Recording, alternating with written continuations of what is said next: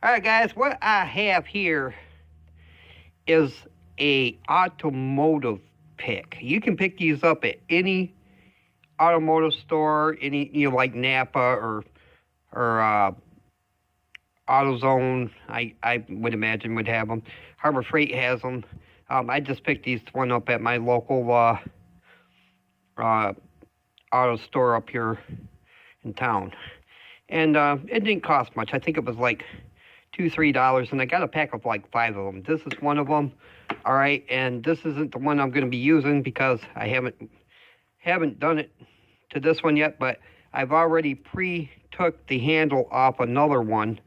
All right, see, and that was a little bit of a deal there. I just took a pair of vice grips and a pair of pliers, and I put the vice grips on here and the pliers down here, and I just worked it off, you know what I mean? So now you're probably thinking, Dark, what are you doing? Well, what I've done is I've gotten this automotive pick. I think it's called a Radiator Pick. And I'm going to put a handle on it, a longer handle, because this handle was too short, okay? It came to about there, and it was just too short. I need one a little bit longer, because this is the tool that I use to make my captive rings. All right, and you just get in there behind it, you know what I mean? You work in behind the bead to cut it free. This is the tool I use. So I'm going to turn a handle real quick for it, and we're going to set this in there, and then maybe we'll see how it works, all right? I know it's going to work great because I've used it before. It should work even better with a longer handle. So let's get to it.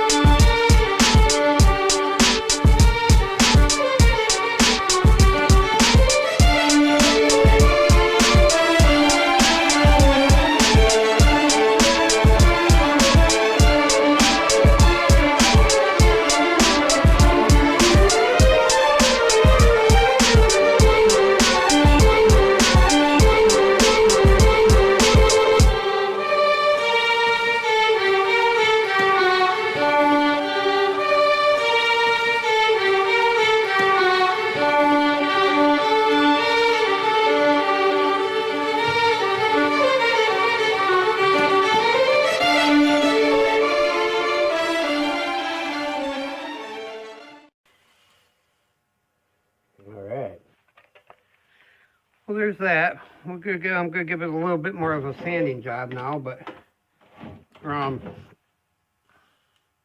not going to be perfect, but it doesn't have to be. It's just for me. It's not trying to make a work of art or nothing.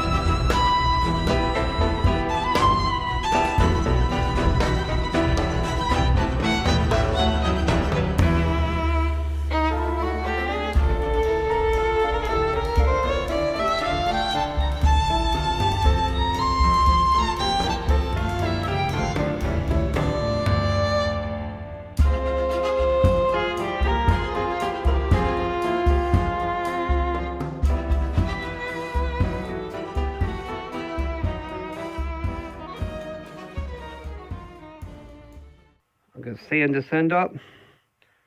And, you know, I should have drilled the hole. Oh, well. I can do that with a drill. It's all good. I'm going to sand this up. I'm going to drill the hole. And I'll bring you back when we go to epoxy it, all right?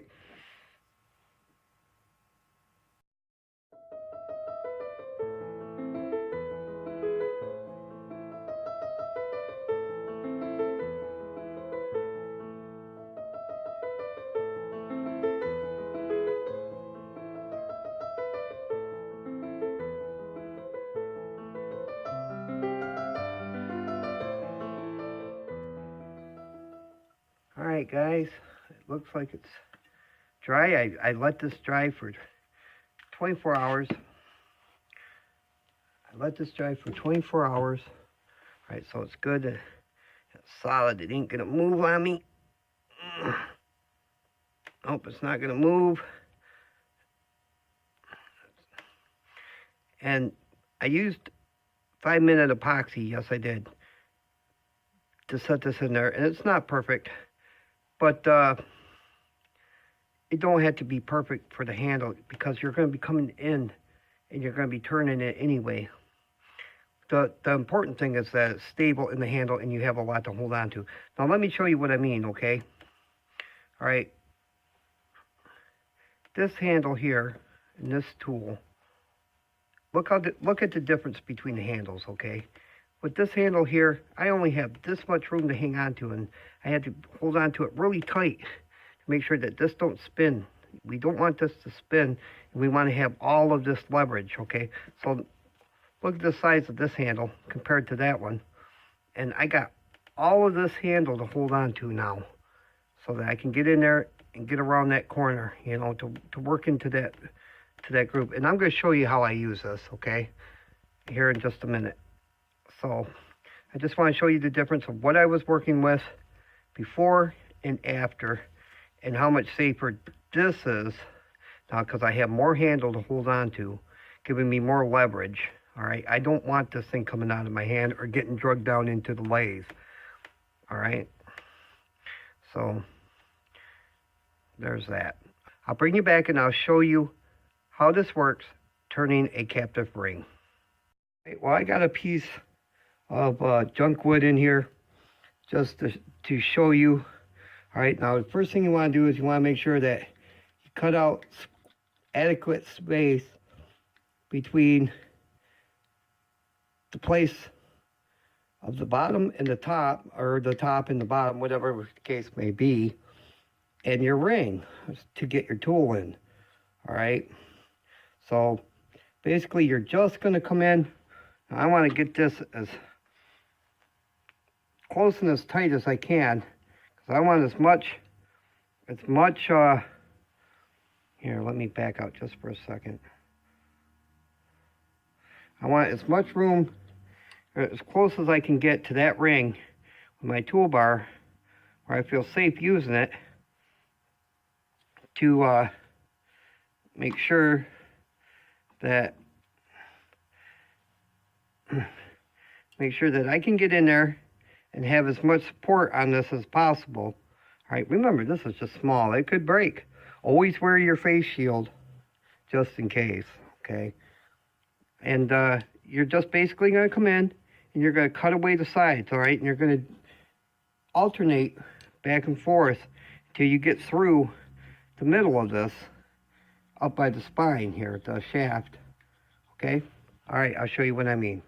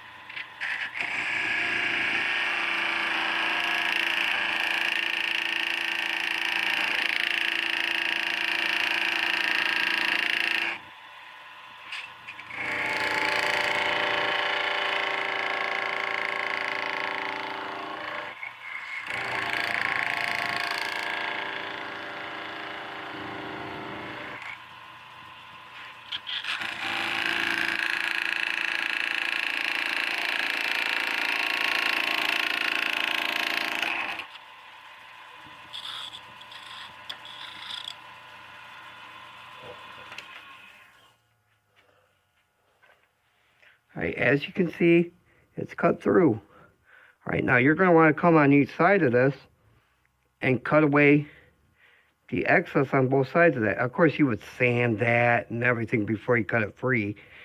But yeah, it works great. As you can see, it hasn't hurt the tool much.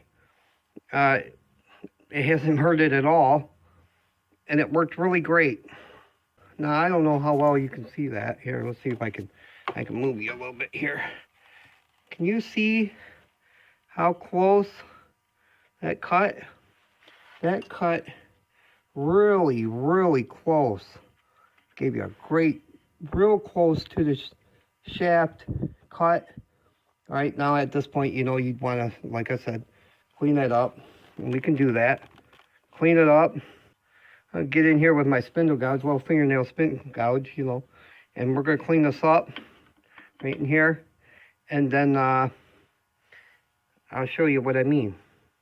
Get in there, put your sandpaper on it, and then sandpaper the inside of the ring.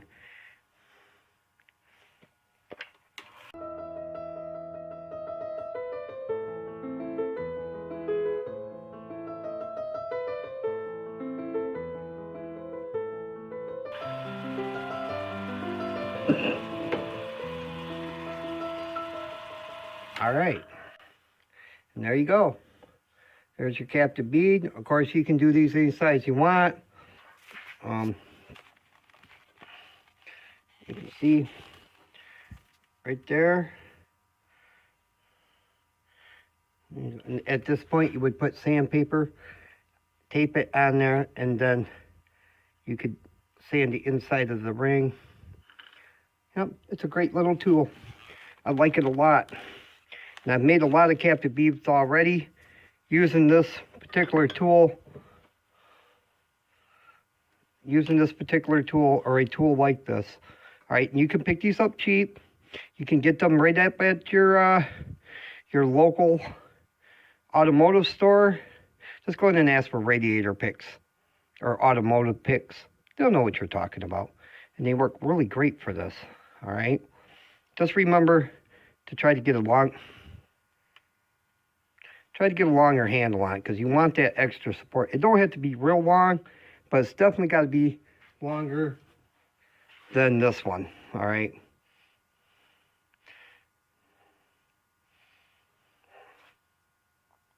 And to be honest, you know, it didn't set up straight in the handle, but that's all right. I kind of like it like that because it allows me to get in there and it gives me more leverage to push into the side of the wood that I'm trying to cut. It actually worked out really good that way. So you might want to think about that as well when you're making yours. You know, if you can get it in on a little bit of a lean like I did. I didn't do that on purpose. It just kind of worked out that way. It wouldn't have been like that if I would have remembered to drill the hole first on the lathe. But I didn't. I forgot. So definitely make one of these. You're going to like it. And like with any tool, be careful. You know, there's a margin of danger with any tool that you use on the lathe. So turn safe. All right, I'm your buddy. I'm your friend. I'm Dark Matter. And I'm out. Thank you for watching. And if you enjoyed the video, be sure to hit the like and subscribe button. And don't forget to share this video to all your media sources. I'm your buddy. I'm your friend. I'm Dark Matter. And I'm out. You don't know the power of the dark side.